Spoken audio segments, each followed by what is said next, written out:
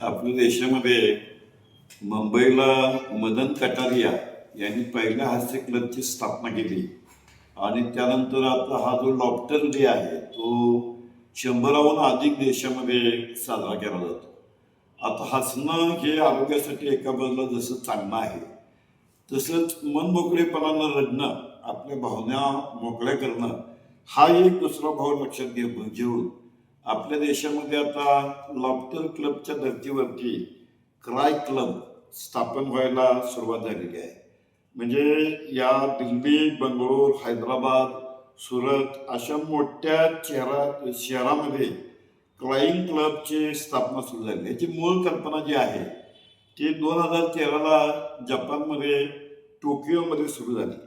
म्हणजे घटस्फोटित जोडप्यांना आपल्या भावना मोकळ्या करण्याचं ठिकाण म्हणून पहिला क्राय क्लब जो आहे हा 2013 साली जपानमधल्या टोकियोमध्ये सुरू झाला.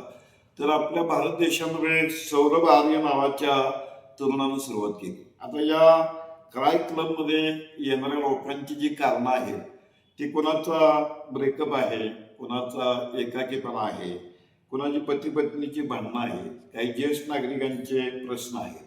तेव्हा या वेगवेगळ्या नागरिकांना सॅडनेस अलाउड टू एक्झिस्ट म्हणजे दुःख अस्तित्व परस्पर मान्य करता यावं याची सोय ह्या क्राय क्लबमध्ये केली जाते. आपण बघतो की आपण ऑनलाईन मित्रांच्या घराण्यामध्ये असून देखील माणूस तसा एकटा असतो.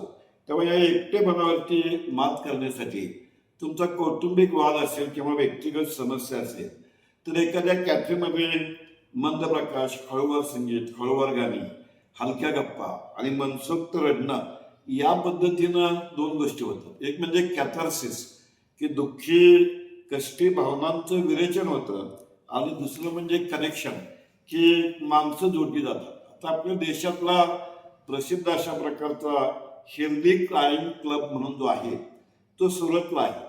तो कमलेश मसालावाला नावाच्या माणसानं सुरू केला. म्हणजे कमलेश मसालावाला ह्यांचे ब्रेन चाइल्ड किंवा बौद्धिक आपत्ती आहे असं म्हणावं लागेल. म्हणजे कमलेश हे सुरुवातीला वर्ल्ड फर्स्ट लॉफ्टर टीचर म्हणून त्यांची लिम्का बुक ऑफ रेकॉर्डमध्ये नोंद झाली होती. म्हणजे खरं तर कमलेश मसालावाला हे हास्य क्षेत्रामध्ये काम करणारे कलाकार, पण 25 वर्षानंतर त्यांनी ठरवलं की आपण लोकांना हसवतो, त्याचबरोबर हसण्याबरोबर माणसाच्या व्यक्तिमत्वामध्ये रडण्याची भावना देखील महत्वाची आहे, तिला एक्सपोजर मिळावं. हसू आणि रडू म्हणजे हास्य आणि अश्रू हे एकाच नाण्याच्या दोन बाजू असल्यामुळे दुसऱ्या बाजूकडे लक्ष द्यावं म्हणून त्याने या क्राईंग हेल्दी क्राईंग क्लबची स्थापना केली. म्हणजे गमतीचा भाग असा की 2008ला लॉफ्टर योगा कॉम्पिटिशनमध्ये देखील हे कमलेश मसालावाला कायम हसवणारे ग्रस्त रडण्याच्या स्पर्धेत पहिले आले. म्हणजे या प्रकारच्या भावनिक अश्रूमुळे एक प्रकारचा वैद्यकीय फायदा होतो. आणि मग आता त्यांचा जो क्लब आहे हेल्दी क्राईंग क्लब हा दर महिन्याला सुरुवातीला 60 लोक हजर होते. या क्राय क्लबमध्ये माणसं आपल्या चुकांचा कबुली जबाब देतात, माणसं आपलं दुःख व्यक्त करतात, माणसं आपले तणाव व्यक्त करतात, माणसं आपल्याला झालेला पश्चाताप मांडतात. म्हणजे डोळे बंद करून सुरुवातीला काही काळ संगीत ऐकायचं म्हणजे छातीवरचा दगड दूर झाल्याची भावना येते. आणि मग काय प्लस लॉ म्हणजे काही काळ रडल्यानंतर भावनांचं विरेचन झाल्यानंतर ही माणसं एकमेकांना मिठ्या मारतात म्हणजे कनेक्टिव्हिटी वाढते. आता या हेल्दी क्राईम क्लबमध्ये महिन्याला 20 ते 50 जण सध्या हजर असतात. आणि आपल्या देशाचा विचार केला तर अशा प्रकारचे क्राय क्लब मुंबई, दिल्ली, नोएडा, हैदराबाद, बंगळूर या ठिकाणी असे क्राय क्लब सुरू आहेत. म्हणजे व्यक्तिगत दुःख दुसऱ्याला सांगितल्यामुळे हलकं होतं हा आपल्या संस्कृतीचाच नियम आहे. आणि मग हे लोक जणू अशी घोषणा करतात की I love tears, I have a good cry.